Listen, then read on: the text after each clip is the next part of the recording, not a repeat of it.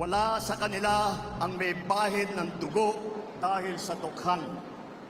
Wala sa kanilang kasabwat sa pagbulsa ng sako-sakong pera, pinagsamantalaan ang krisis ng pandemya, pinabayaan ang ating mga kababayan na magkasakit at mamatay. Wala sa kanila ang mga pumapalakpak sa China at natutuwa pa kapag tayo ay binobomba ng tubig.